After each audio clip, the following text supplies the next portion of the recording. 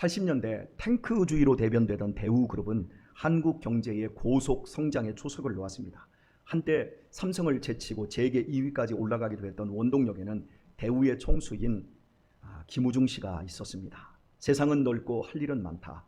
저도 20대 초반에 이 책을 읽고 가슴이 뛰었는데요.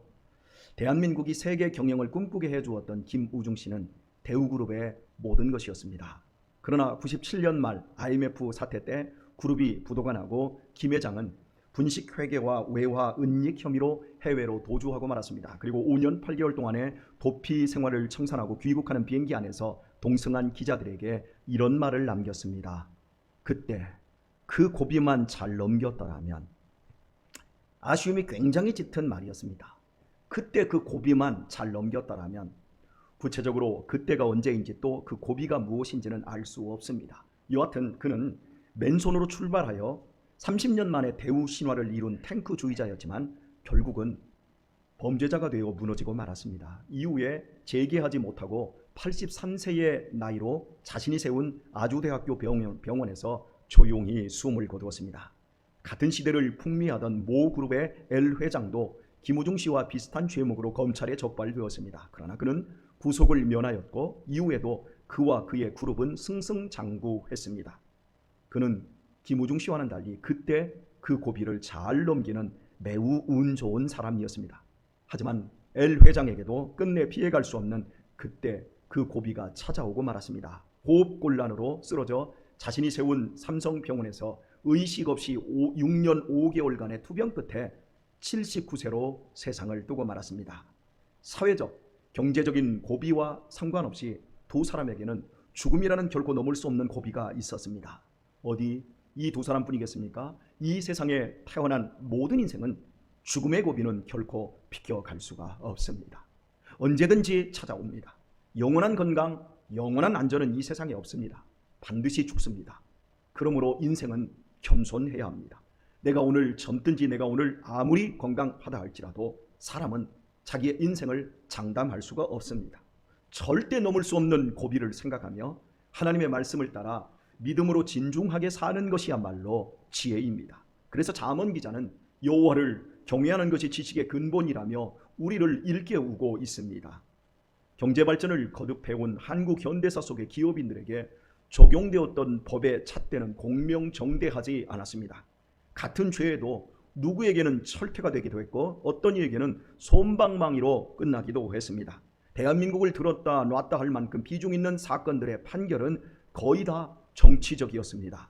김우중 씨가 만약 그때 그 고비에서 자신에게 우호적인 정치 권력이 실세였다면 그의 신화도 계속되었을지도 모릅니다. 반대로 L 회장 역시 그때 대기업을 옹호하는 정권이 아니었다면 그와 그 그룹의 향방은 오늘날 완전히 달라져 있을 것입니다. 고비가 중요한 겁니다. 세상은 편파적입니다. 정의롭지 않습니다. 결코 유전무죄, 무전유죄라는 말은 그냥 나온 것이 아닙니다. 권력의 실세를 알면 돈이 있으면 적당히 공들여서 쉽게 넘어갈 수 있지요. 그것이 바로 세상입니다. 마지막 종말의 날에 예수님은 심판주가 되셔서 세상을 살았던 모든 사람들을 불러내어 심판하실 것입니다. 이 심판은 예수님께서 인자, 즉 사람의 아들이 되셨기에 하나님께로부터 위임받은 일입니다. 예수님은 사람의 몸으로 완벽하게 하나님의 뜻에 순종하셨기에 우리의 구원과 동시에 심판을 맡으실 수 있었습니다. 그날 모든 인생은 선한 일을 행한 자는 생명의 부활로, 악한 일을 행한 자는 심판의 부활로 주님 앞에 서게 될 것입니다. 여기까지 우리가 수주에 걸쳐 살펴본 말씀이었고 그리고 이어진 오늘의 말씀이 바로 본문입니다. 내가 아무것도 스스로 할 수 없노라. 듣는 대로 심판하노니 나는 나의 원대로 하려 하지 않고 나의 보내신 이의 원대로 하려는 고로 내 심판은 의로우니라. 주님은 당신의 심판이 세상의 심판과는 달리 의롭다고 말씀하시면서 그 이유를 두 가지로 말씀을 하셨습니다. 첫 번째는 아무것도 예수님 스스로 할 수가 없고 듣는 대로 심판하기 때문이고, 그리고 두 번째는 나의 원대로 하지 않고 나 보내신 이의 원대로 하기 때문이라고 밝히시고 있습니다. 먼저 스스로 하지 않고 듣는 대로 심판한다라는 의미에 대해서 살펴보도록 하겠습니다. 재판은 검사와 변호사가 피의자를 고소하고 변호하는 심리 과정을 거쳐 재판장이 최종 판결을 내립니다. 형사 사건을 얘기하고 있는 겁니다. 민사 사건이나 행정 사건은 약간 다릅니다. 어쨌든 간 형사 고발에 대해서는 검사가, 그리고 이 피의자를 변호하는 건 변호사가, 그리고 최종 이제 심리 과정을 거쳐서 재판장이 최종 판결을 내리지요. 이런 재판 체계 속에서 인류에게 이루어질 최후의 심판은 예수님께서 검사가 아닌, 예수님께서 변호사가 아닌 재판장으로 주재하신다고 말씀하고 있습니다. 자꾸 우리는 예수 믿으면서 예수님이 나를 변호해 줄 거라고 자꾸 생각을 하는데 예수님이 변호해 주는 일은 없습니다. 예수님께서 검사가 아닌 재판장으로 주재하십니다. 그럼 법정에서 고소하는 검사는 누구고 변호해 주는 변호사는 누구일까요? 45절 말씀을 보면요, 내가 너희를 아버지께 고소할까 생각지 말라. 너희를 고소하는 이가 있으니 곧 너희의 바라는 자 모세니라. 고소하는 이가 누구라고요? 예수님이 아닙니다. 모세입니다. 구체적으로 모세의 율법으로 고소한다는 의미입니다. 유대인들에게 모세는 율법의 시작점으로 유대계의 조상과 같은 절대적 위치이고, 모세는 유대인들에게 메시아였습니다. 즉 구원을 가져다 준다고 생각을 하고 있습니다. 그런데 유대인들이 이렇게 믿고 의지하는 모세, 즉 율법이 구원을 주기는커녕 도리어 그들의 죄를 고소하는 검사가 된다는 것입니다. 눈에는 눈, 이에는 이라며 행한 대로 갚아야 한다 외친 율법의 대표자 모세의 고소는 매서울 것입니다. 그럼 변호는 누가 할까요? 교우 여러분, 남들이 하면 불륜이고 내가 하면 로맨스라는 말이 있지 않습니까? 자기의 나쁜 점은 다 좋게 둔갑시켜, 그렇게 둔갑시켜버리는 인간의 보편적인 심리를 꼬집는 말입니다. 그래서 아무 죄인도 없어요, 나만 생각하면. 얼마나 많은 신앙인들이 자신에게 후한 점수를 주고 있습니까? 자신의 신앙에 별 문제가 없다고 생각을 합니다. 그러나 심판의 날 모세가 무섭게 고발할 것입니다. 더 무서운 사실은 마음속의 양심입니다. 지금은 양심이 힘이 없어서 불의와 핑계를 일삼으며 핑계로서 자기를 변호하며 내가 변호사 노릇을 하면서 살아가고 있지만, 그래서 양심이 꾹 참고 있지만 모세가 고소하는 그날 양심이 미친 듯이 날뛰며 모세의 고소에 동의할 것입니다. 모세가 고발하고 양심이 동의하는 대로, 즉 들려지는 대로 판결할 것이기에 주님의 심판은 의로우신 겁니다. 변호사라는 직업이 돈 받고 그 능력에 따라 죄를 감하고 더하고도 하지만 예수님의 심판은 완전히 다릅니다. 양심이 모세의 고발에 따라 진실 그대로 토해내는 말에 따라 재판을 할 것이기에 예수님의 재판에는 불이라는 것이 있을 수가 없습니다. 얼렁뚱땅 넘어가는 것도 없습니다. 안다고 잘 봐주지도 않습니다. 청탁할 수도 없습니다. 그러므로 이 세상에서 우리의 죄를 대신해 예수님에게 귀의하는 것 외에는, 우리의 죄를 위하여 죽으신 예수님에게 우리가 귀의하는 것 외에는 아무런 소망이 없는 것입니다. 우리가 예수님에게 귀의할 때, 예수님의 편에 들 때 우리의 양심보다 더 깊은 속을 감찰하시는 성령님께서 나를 불의가 아닌 진리의 길로 인도하여 살게 하시기에 결국 심판의 날 모세가 고소하고 양심이 동의할 때 우리와 동행한 성령님께서 완벽하게 우리를 변호하여 주시는 겁니다. 그러니까 성령님하고 함께 사는 사람이 결국 마지막 날에 성령님의 변호를 듣게 된다는 거지요. 그러므로 예수님을 믿고 하나님의 말씀에 순종하며 믿음으로 사는 것이야말로 인생의 최고의 행복이고 지혜인 것입니다. 주님의 심판이 의로울 수 있는 두 번째 이유는 심판을 주님 마음대로 하지 않고 하나님의 원대로 하기 때문입니다. 십자가의 죽음을 앞둔 날 밤 겟세마네 동산에서 땀방울이 핏방울이 되도록 기도하신 주님의 기도의 끝맺음은 이러하셨습니다. 이 잔을 내게서 옮겨 주옵소서. 그러나 나의 원대로 마옵시고 아버지의 원대로 하옵소서. 무시무시한 십자가의 죽음 앞에서, 그 죽음 앞에서조차 주님께서는 아버지의 뜻을 구할 수 있었음은 주님께서 평생 이렇게 살아오셨기 때문입니다. 인생이 하루아침에 개과천선하거나 반대로 하루아침에 폭망하지도 않습니다. 큰 대업도 성실한 삶이 시간 속에서 조금씩 연결해서 되는 것이고, 폭망하는 것 역시도 불성실함이 서서히 열매 맺어 그날 나타났을 뿐인 겁니다.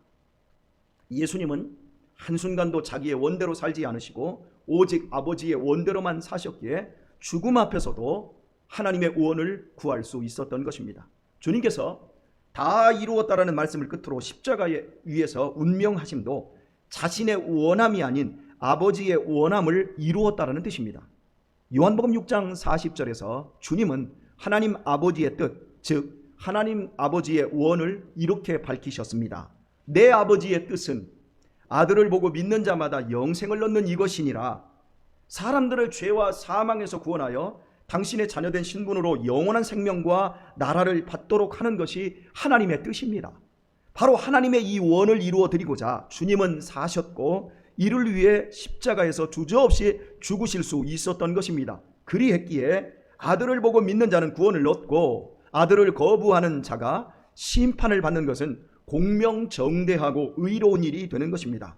이렇게 우리는 예수님의 심판이 의로운 두 가지 이유를 살펴보았습니다. 그렇다면 당신의 심판이 의롭다는 이 말씀을 주님께서 우리에게 주시는 이유가 무엇이겠습니까? 사람이 성숙해지고 연륜이 깊어간다는 것은 하고 싶은 것보다는 해야 할 것을 분별하고 실천하는 것을 의미합니다. 나이가 어린 아이들일수록 하고 싶은 대로 해야만 직성이 풀립니다. 이것이 미성숙한 아이들의 특성입니다. 우리 집의 막둥이가 그렇습니다.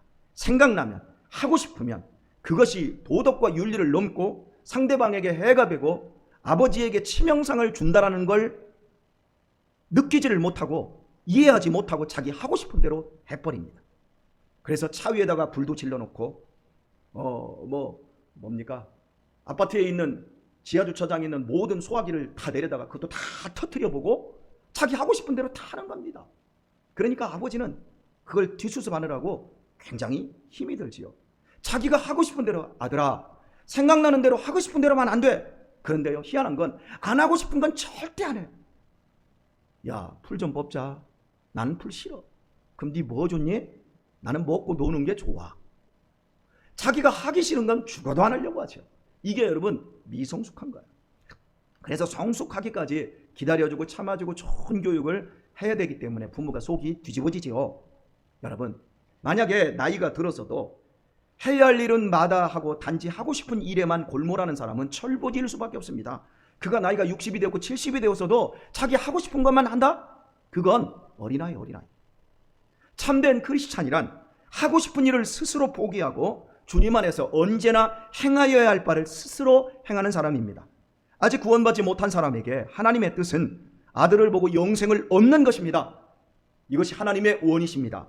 어떤 형편에서도 하나님께로 돌아오기만 하면 구원을 하나님이 주십니다. 그래서 하나님의 자녀가 되어지는 겁니다. 구원은 하나님의 큰 은혜입니다. 그러나 믿음을 통해 은혜로 말미암아 구원을 받고 신분이 하나님의 자녀로 높아졌다고 그 사람의 수준까지 저절로 높아지지는 않습니다. 이제 자라가야 합니다. 이제 수준을 높여가야 합니다. 하나님의 자녀된 신분만큼 그 수준도 올라가야 합니다. 그래서 로마서 12장 2절 말씀은 우리에게 이렇게 권면을 하고 있습니다. 너희는 이 세상을 본받지 말고 오직 마음을 새롭게 함으로 변화를 받아 하나님의 선하시고 기뻐하시고 온전하신 뜻이 무엇인지를 분별하도록 하라.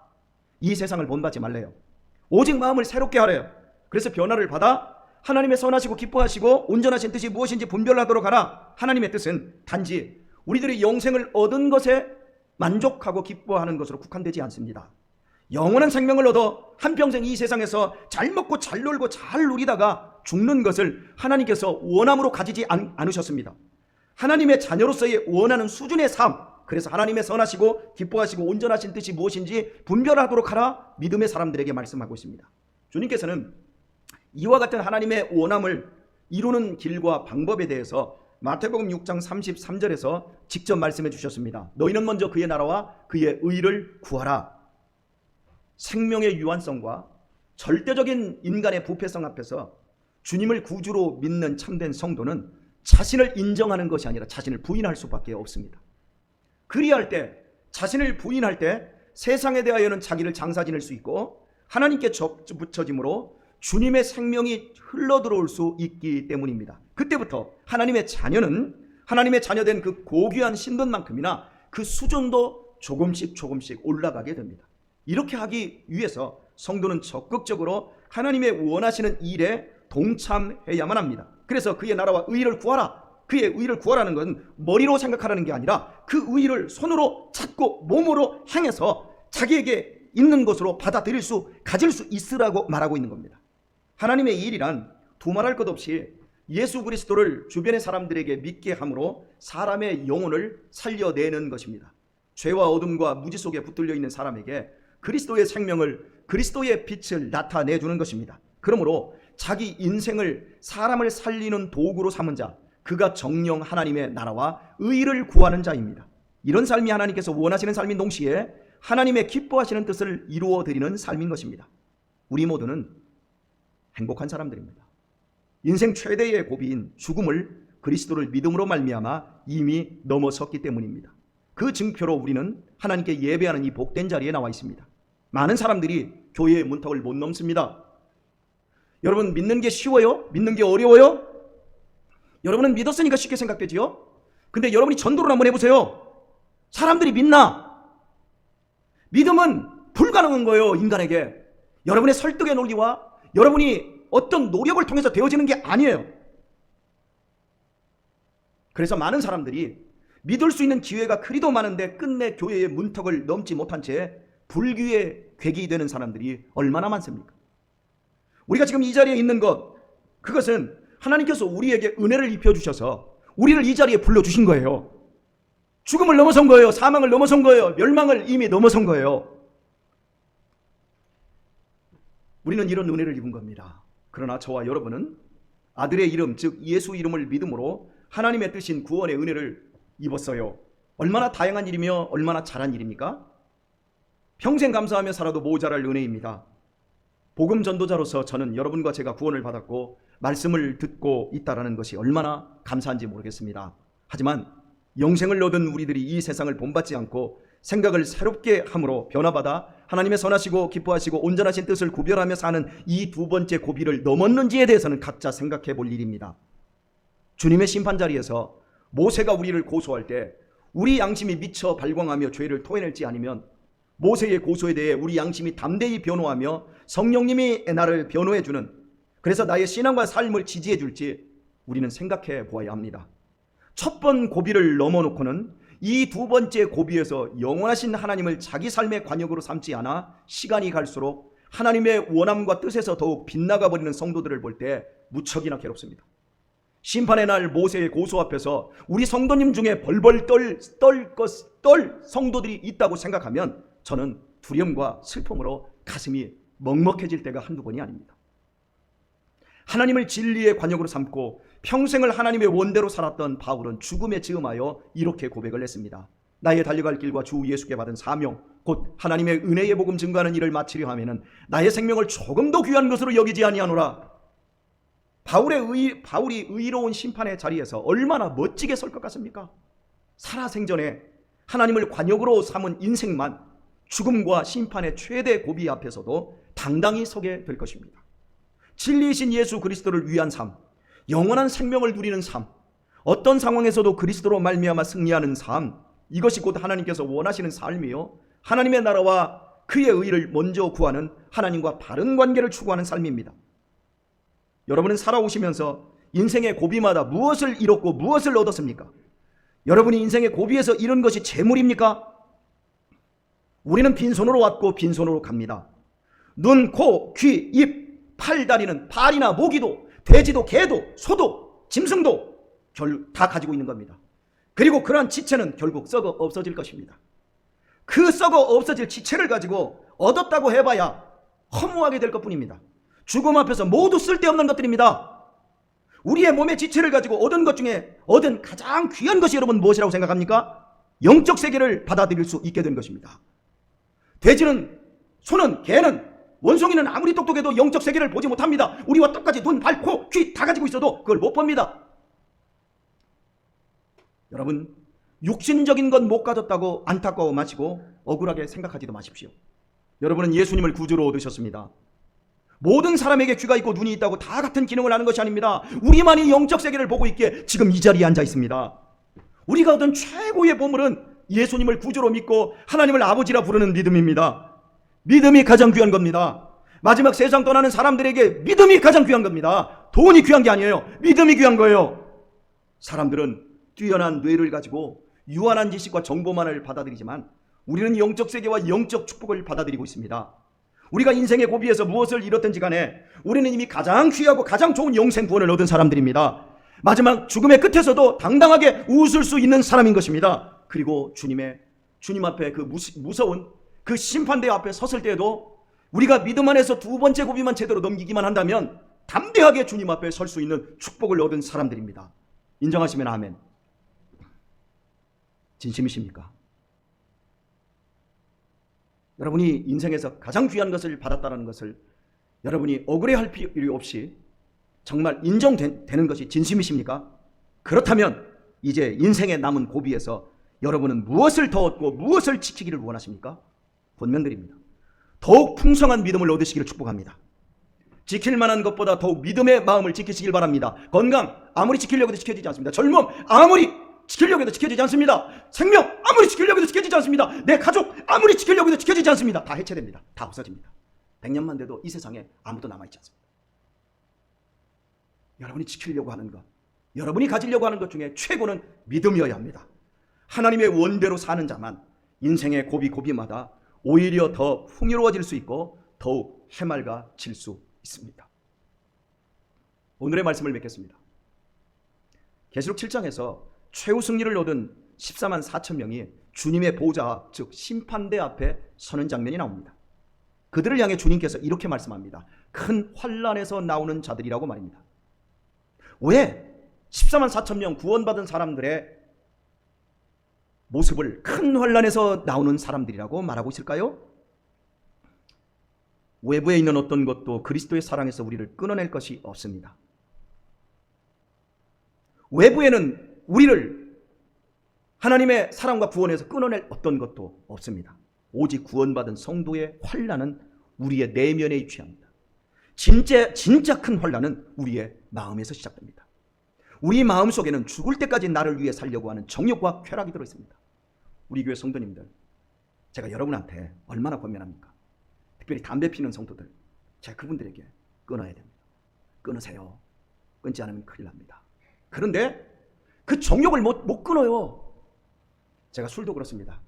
우리 강대식 집사님 같은 경우에는 저한테 수도 없이 들었어요. 집사님, 이제 끊으셔야 돼요. 집사님, 끊으셔야 돼요.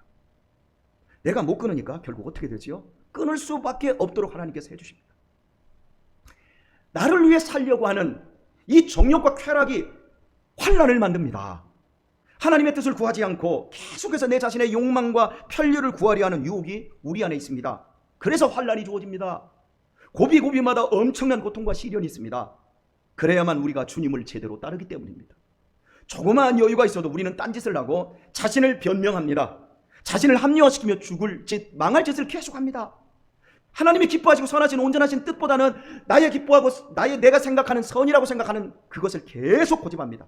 그래서 하나님은 당신의 택한 자녀에게 평생의 날 동안 환난과 시련을 주십니다.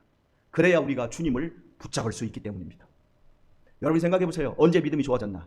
인생에서 잘 나갈 때? 세상에서 잘 나갈 때? 남편이 월급 잘 갖다 줄 때? 아니요. 남편이 속을 새기고 남편의 직장이 잘못될 때 여러분이 기도하러 한 번이라도 더 이 자리에 나오지 않았습니까? 그때마다 여러분이 신앙을 더 견고히 갖지 않았습니까? 그렇습니다, 여러분. 결국 눈물로만 넘을 수 있는 고비를 통해 하나님은 구원받은 자녀의 신분에 맞는 수준으로 올려놓고 마십니다. 그래서 참된 성도는 마지막 날 심판 앞에서 당당히 설 성도는 대환난을 통과하여 주님께서 심판하시는 자리에 가게 되고 모세가 고소하더라도 도리어 상받는 당당한 성도로 만들어지게 됩니다. 혹시 여러분 우리 교회에서 신앙생활 누가 제일 잘하는 것 같습니까? 목사 빼놓고 누가 제일 열심히 교회생활 잘합니까? 새벽 기도부터 모든 거 열심히 잘하는 사람, 여자 성도들 중에 딱 한 사람 여러분이 지목하신다면, 자, 여러 사람 있을 건데요. 죄송하지만 딱 한 사람만 지적하겠습니다. 최진양 권사님. 이 교회 오시면서부터 새벽 제단을 쌓고 교회에 어떤 일도 안 빠져, 어떤 봉사도 안 빠져요. 그런데 여러분 보셨잖아요. 저 집이 환난 풍파가 얼마나 많았는지. 애들이 크는 과정에서도 안 아픈 애들이 없어요. 왜요? 하나님이 사랑하니까. 대환난을 겪게 만듭니다. 그래야 더욱더 이 내면이 하나님만 바라보고 하나님의 사랑 안에서만 살 수 있고 그래서 우리의 인생이 그렇게 고단한, 그래서 14만 4천 명 구원받은 사람들이 모두 하나님 앞에 나올 때 대환란을 통과하여 나온 사람들이라고 예수님께서 그렇게 말씀하는 거예요. 여러분 인생 속에 환란이 있나요? 여러분 인생 속에서 고난이 있나요? 여러분 인생 속에 절규가 있나요? 감사할 수 있기를 축복합니다. 아, 내가 하나님의 자녀구나. 그러나 내 인생에 분명히 내 양심이 알아요. 끊어야 되는데, 끊어야 되는데, 골프도 치러 다니고 볼링도 하고 친구들과 어울려서 노래방도 가는데 하나님 앞에 드려지는 헌금이나 또 선교나 구제나 이런 것들은 전혀 하지 못하면서 나 이러면 안 되는데 그 마음대로 여러분이 하는데도 불구하고 내가 안 맞고 있다, 환난이 내게 없다, 그거 하나님 나 사랑해서 그런 게 아니에요. 내게 환난이 없으면 사생자일 수 있는 가능성이 많습니다. 성경이 그렇게 얘기하고 있어요. 자, 여러분들에게 지금 용기를 심어주고 있는 거예요. 오늘 우리의 인생 속에서 환난이 없고 고난이 없으면 우리는 세상에서 영원히 살 것처럼 세상에서 눈에 보이는 것, 소, 돼지, 개, 먹기만 하면 돼, 가지기만 하면 돼, 그걸로 만족하며 살다가 끝장나는 거예요. 우리의 눈이 영적인 것을 바라보고 있어요. 우리의 귀가 하나님의 말씀을 듣고 영원한 것을 소망하고 하는 것, 그 모든 것들이 우리에게 복인 거예요. 귀한 눈 가지고 파리 모기도 보는 세상 것만 보지 마시고 여러분에게 허락된 영원한 것을 보시길 바랍니다. 제발 제가 여러분에게 권면드리고 싶어요. 성도는 대환란을 통과하여 주님께서 심판하시는 자리에 가게 될 때 모세가 고소하더라도 도리어 상받는 당당한 성도로 만들어진 곳에 있어야 합니다. 그래서 제가 여러분에게 권면해요. 제발 지혜롭게 사십시오. 세월을 아끼십시오. 귀한 손발 가지고 개구리 지내도 하는 허무하게 될 자기 일만 하지 마시고 하나님을 기쁘시게 하는 영원한 일을 하실 수 있기를 바랍니다. 부디 지혜에 지혜가 더해지셔서 우리의 남은 시간과 에너지를 하나님의 뜻을 이루는데 사용하실 수 있기를 축원드립니다. 찬양 드리겠습니다.